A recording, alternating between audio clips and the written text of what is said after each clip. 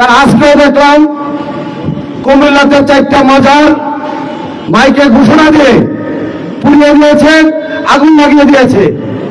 এই বাংলাদেশ দেখার জন্য কি আমরা 24-এ আন্দোলন করেছি, জীবন দিয়েছি, রক্ত দিয়েছি?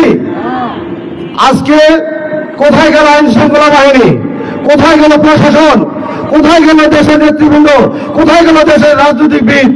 আজকে সবাই শুধু ক্ষমতার জন্য, সবাই সিংহাসনের জন্য, রাষ্ট্র ক্ষমতায় যাওয়ার জন্য, নির্বাচনের জন্য সবাই পারাপারি করতেছে।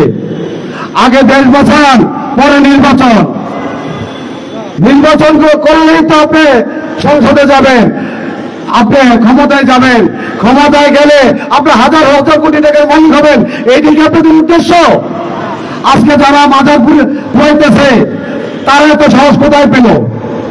তাদেরকে কে দিয়ে এত সাহস? মাজার পুড়াইতেছে, মসজিদ পুড়াইতেছে, মানুষ আজকে কথা বলতে পারতেছে না। তারা এই সাহস কোথায় পেল? তার পিছনে কে ইন্ধন দিচ্ছে এটা আমাদের বুঝতে হবে। আমরা শুনেছিলাম বঙ্গোপসাগর, সেন্ট মার্টিন, এটা দিয়ে বলে দেশে কোনো বিশৃঙ্খলা লাগবে না।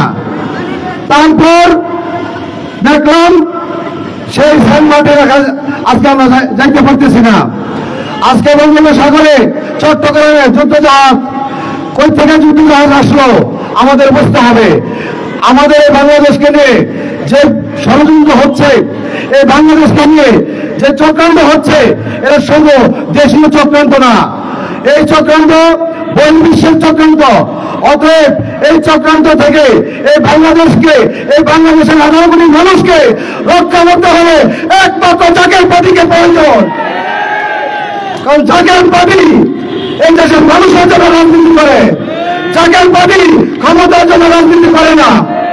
যদি জাকের পার্টি ক্ষমতার জন্য রাজনীতি করত, এই 37 বছরে জাকের পার্টি অন্যান্য দলের সাথে জোট করে এলো, যেভাবে 8, 10টা, 15টা, 20টা এমপি মন্ত্রী দিতে পারত।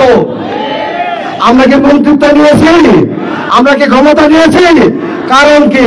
তাদের যে নৈতিকতা, নীতি নৈতিকতা, তাদের যে আদর্শ আর জাকের পার্টির আদর্শ এক না।